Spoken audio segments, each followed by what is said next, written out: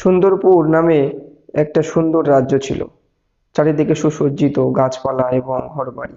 সেখানকার মানুষ খুব শান্তিতে বসবাস করত এবং তাদের প্রাত্যহিক জীবনের কাজকর্ম করত এবং সেখানে মানুষ হাল চালাতো, চাষবাস করত। রাজ্যের খুব উন্নতি হতো সেখানে। সেই রাজ্যে নেমে এলো এক কালো মেঘের ছায়া। সেখানে দূরে এক জলাশয়ের নিচে বাস করত এক ভয়ঙ্কর রাক্ষসী। সেই রাক্ষসী দিনের বেলা জলের তলায় থাকতো, আর রাতের বেলা হলে সে জল থেকে ওপরে উঠে যেত। জল থেকে উপরে উঠে এসে সেই রাজ্যের সমস্ত জায়গায় ঘুরে বেড়াতো এবং এক এক করে রাজ্যের সমস্ত ঘর খালি করে দিল এবং সমস্ত মানুষজনকে সে তার শিকার করে ফেলল এবং খেয়ে ফেলল। পুরো রাজ পরিবার সে ফাঁকা করে দিল এবং সবাইকে খেয়ে ফেলল। রাজ্যে পুরো কঙ্কালের স্তূপ তৈরি করে দিল সেই রাক্ষসী। শুধু একমাত্র বেঁচে রইল সেই রাজ পরিবারের রাজকন্যা। ছোট্ট রাজকন্যাটি কাঁদছিল সেই পাশে বসে।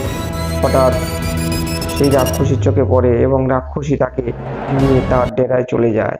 সেই জলের তলায় ভয়ঙ্কর এক পুরানো ঘর, যেখানে রাক্ষসীর বাস। সেই ঘরে নিয়ে ছোট্ট রাজকন্যাকে বন্দি করে রাখে। তুই এখানে থাক, আমি তোকে মারবো না, তোকে আমি বড় করে তুলবো। এইভাবে কেটে গেল অনেক বছর।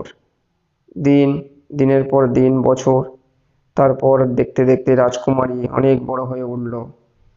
সেই যুবতী রাজকুমারী সে বুঝতে পারল সে বন্দী হয়ে আছে এক রাক্ষসীর গৃহে। সে বেরোনোর চেষ্টা করে কিন্তু পারে না। তারপর সে একদিন স্নানের পরে চুল আঁচড়াতে আঁচড়াতে সে এক ঘটনা দেখল। হঠাৎ তার মাথা থেকে এক চুলের গোছা ছিঁড়ে পড়ে গেল মাটিতে। সে দেখে অবাক হয়ে গেল। হঠাৎ চুলটা যখন পড়ে গেল, তখন রাজকুমারী কি করলো, সেই চুলটি নিয়ে এক ছোট্ট বাক্সের মধ্যে ভরে জলে ভাসিয়ে দিল। তারপর রতনপুরে রাজকুমার সে বাণিজ্য করতে করতে সেই রাক্ষসীর দেশে চলে আসে এবং সে যখন সেই রাক্ষসীর দেশে প্রবেশ করলো এক বড় জলাশয়ের উপর, সে জলাশয়ের উপরে একটা জিনিস লক্ষ্য করলো। একটি বাক্স জলের মধ্যে উঠছে আর ডুবছে। সে বাক্সটা দেখে ভালো করে পর্যবেক্ষণ করলো এবং বাক্সটা তুলে নিল। বাক্সটা খুলে যেই দেখলো একটা সুন্দর চুলের গয়না। রাজকুমার মনে মনে ঠিক করলো, আমি এই মেয়েকে বিবাহ করব বলে তার সেনাপতিকে ডাক দিল। তুমি কালকের মধ্যে 1200 ছুতোর ডাকো এবং কালকের সকালের মধ্যে আমার একটি মন পবন নৌকো তৈরি করে দাও। আমি কাল সকালে রওনা হব। ঠিক আছে মহারাজ, আমি কাল সকালের মধ্যে আপনার মন পবন নৌকা তৈরি করে আনবো। এই কে আছিস, ছুতোকে পাঠা। বলুন মহারাজ, আমি কি করতে পারি? কাল সকালের মধ্যে আমার একটা নৌকা চাই। ঠিক আছে মহারাজ।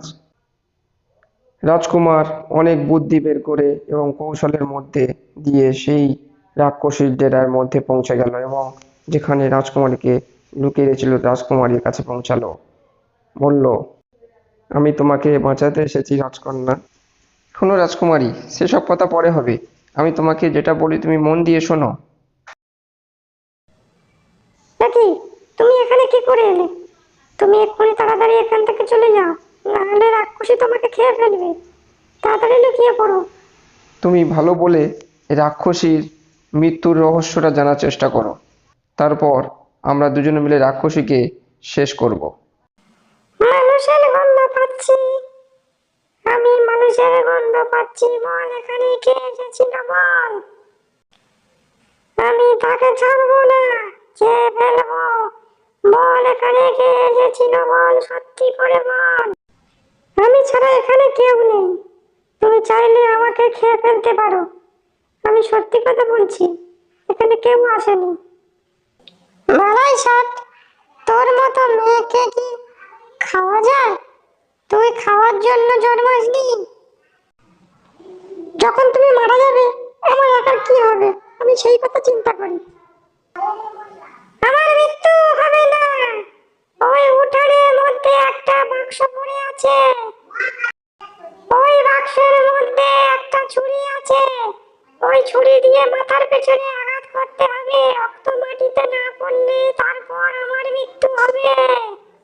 রাজকুমারী সেই রাক্ষসীর মৃত্যুর রহস্য জানার পর সে বুদ্ধি করে সেই বাক্স থেকে ছুরিটি বের করে নিল এবং সে রাক্ষসী যে বাসায় শুয়েছিল সে নিঃশব্দে সেই রাক্ষসীর বাসায় গিয়ে রাক্ষসীর মাথার পিছনে আঘাত করলো এবং রক্তটা মাটিতে ফেললো না, নিচে পাত্রে ধরে নিল। তারপর রাক্ষসী মরে গেল এবং রাজকুমার আর রাজকুমারী সেই তার নিজের দেশে ফিরে গেল।